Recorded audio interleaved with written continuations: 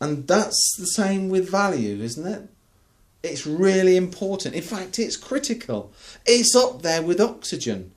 Everybody wants it, wherever we go in the world. But the challenge with value is that it's subjective. It's not objective. Anything objective is the same wherever we go in the world. A kilometre is a kilometre. A kilo is a kilo. A pound is a pound. It's the same.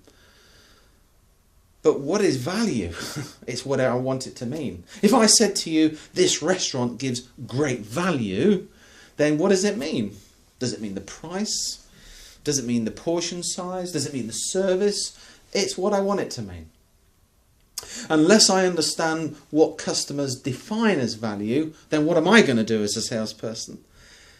Yeah, I'm going to put my own definition on what value should be. And the chances of that being the definition of the customer are pretty slim indeed. So over these 2 days, we've looked at how we can define and deliver exceptional value for our customers. And let's just remind ourselves of 3 key things that we've looked at and used. First of all, we've looked at questioning. You remember we identified 4 key questions that we can use to help understand and qualify the customer's definition of value. And you remember that question yesterday we had? That was a really good one that we can use, wasn't it? Value proposition.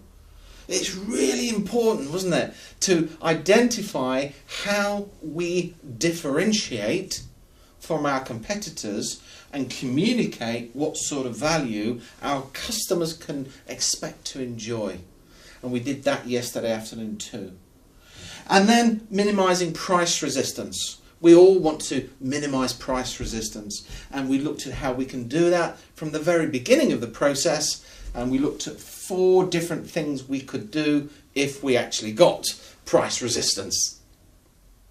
So as we go away today, and as we start thinking about using this, allow me to share with you a story. I'd like to close by leaving with you a simple story.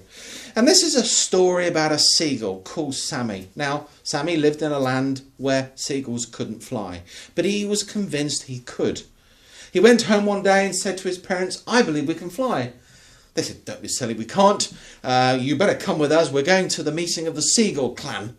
And they went to the meeting of the Seagull clan, and Sammy was determined to get his point across. He thought they could fly because he'd seen things similar in the sky.